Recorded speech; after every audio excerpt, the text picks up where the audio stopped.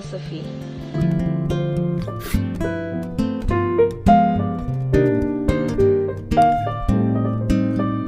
Socrates.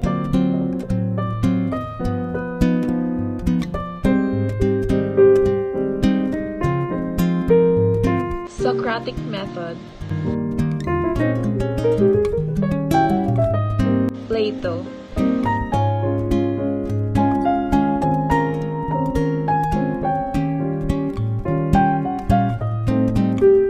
Aristotle.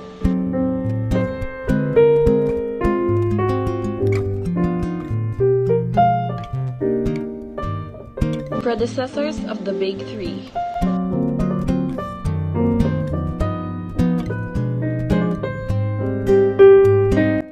Thales of Miletus and Anaximenes of Miletus.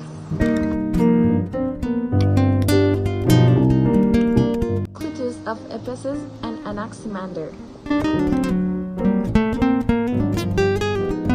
Pythagoras of Samos and Parmenides of Elea.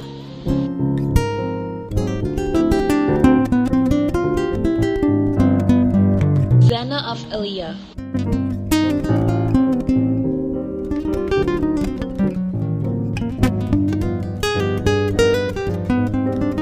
Empedocles and Democritus.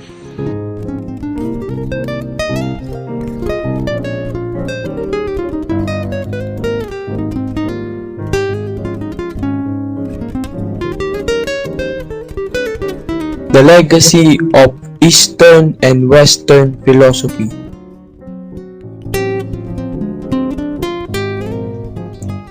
These ideas might seem to us rather simplistic and unconvincing today.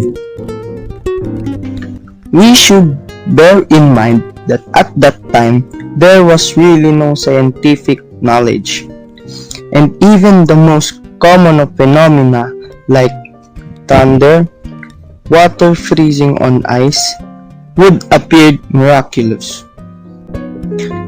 Their attempts were therefore important steps in the development of philosophical thought. Western philosophy. School of thought based mainly from Greece. Law governs the universe. Individualistic. Linear journey of life. Eastern philosophy. School of thought based mainly from China. The universe exists as is. Collectivistic. Cyclical journey of life. Traditional branches of philosophy. Metaphysics. Epistemology. Logic. Moral philosophy. Political philosophy. Ethics. Aesthetics. Methods of doing philosophy. Truth and opinion.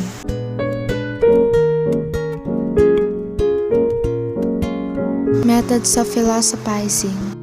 Logic. Existentialism. These are the characteristics of existentialism. Analytical philosophy. These are the foundations of analytical philosophy.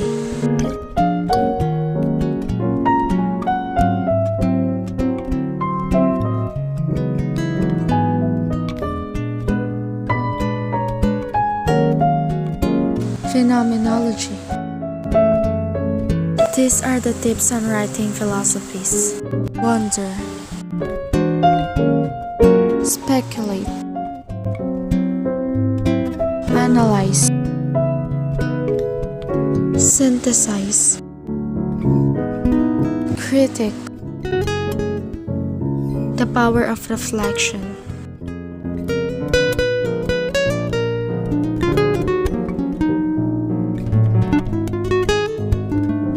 importance of reflection. The concepts. First is the primary reflection. The next one is secondary reflection. Some reflective questions to ask.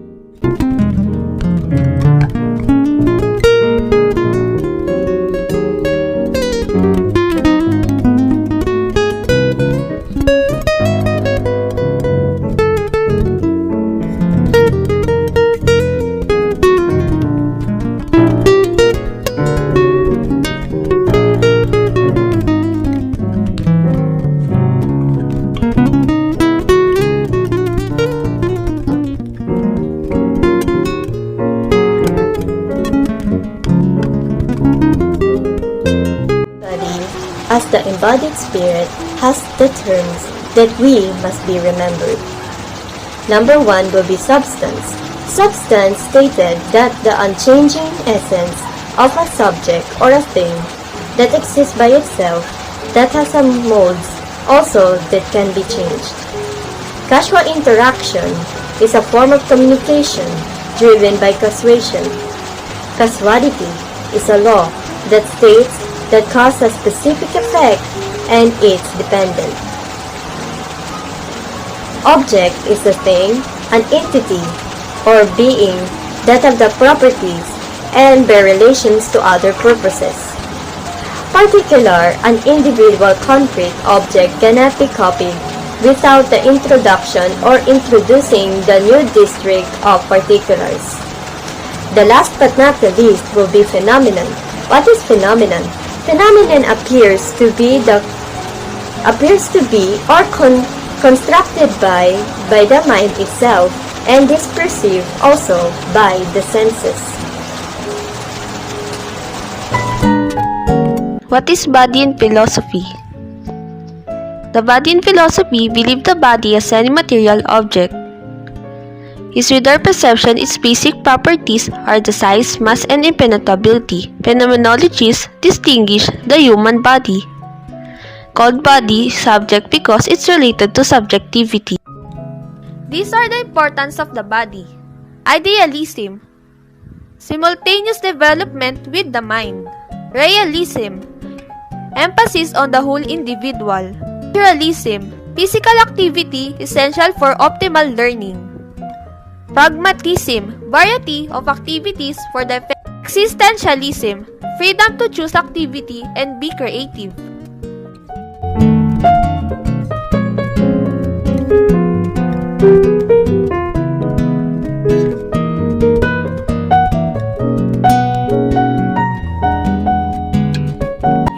Hi everyone! Today, we're going to study about dualism and monism. But before we start, have you ever wondered about what does dualism and monism means, the types of it, and their difference? If you have, maybe I could help you. In philosophy, the dualism denotes either the view that mental phenomena are non-physical or that the mind and body are distinct and separable.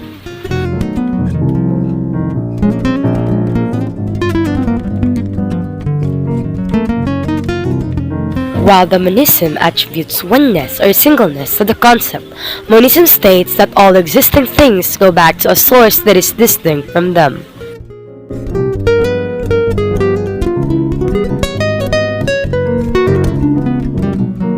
The main disadvantage of dualism is its metaphysical complexity. Monism has the advantage of putting forward only one basic substance for the world. Dualism, on the other hand, must address both matter and mind. This added complexity makes the arguments less logically appealing. In addition, science is increasingly able to explain things that is used to be shrouded in mystery, like consciousness, memory, the emotions, etc. Since science can only investigate the physical world, its discoveries almost always came into support monism. However, the case for dualism is still strong in its own way. And now that we are done defining dualism and monism, let's now differentiate the both of them. In dualism, they believe that mind is separate from the body, while in monism, they believe that mind is part of the body. Here are some pictures to help you understand the difference between the two. Since we're done differentiating the both of them, let's now move on to its types. In dualism, there is substance dualism, property dualism, and predicate dualism. And in monism, there is priority monism, existence monism, substance monism, and dual aspect monism. And that is the definition, difference, and types of dualism and monism. The human person and their environment, consequentialism, and deontology. What is consequentialism? Consequentialism is an ethical theory that states it is possible to determine the rightness or wrongness of action by examining its consequences. Mainly focuses on the consequences, consequence space.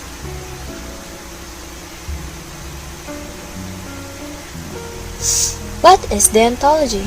Deontology is an ethical theory that states it is possible to determine the rightness or wrongness of action themselves without focusing on their consequences. Does it focus on the consequences of an action? Duty, rule, or obligation base. For example, the Tokhang cases or war on drugs. Inconsequential, crime rates are lowered, drug addicts actively sought rehabilitation, and etc. While in deontological, human rights are violated, innocent people may be harmed. Tokhang can be used to justify manslaughter based on vengeance or personal grudges.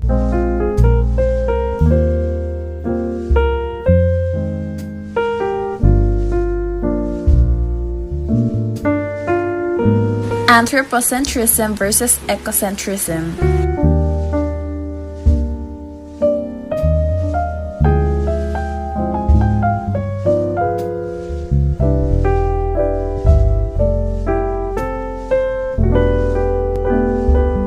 Sustainable development is the idea that human societies must live and meet their needs without compromising the ability of future generations to meet their own needs.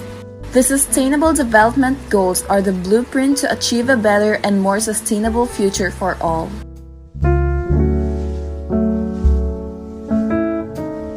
No poverty, zero hunger, good health and well-being, quality education, gender equality, clean water and sanitation.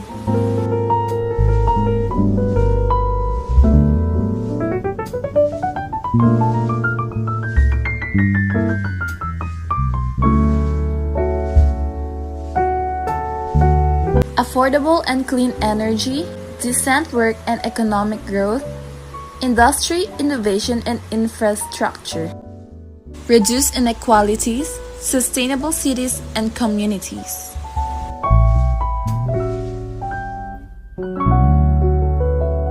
Responsible production and consumption, climate action, life below water.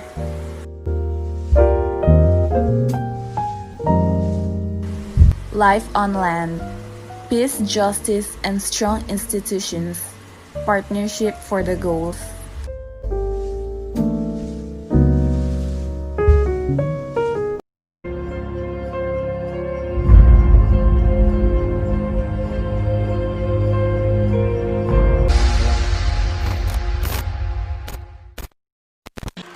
Why do people want to see people want to see marriage as they believe that there is greater concept. People want to see marriage as they believe that there is greater concept. People want to see marriage as they believe that there is greater concept. People want to see marriage.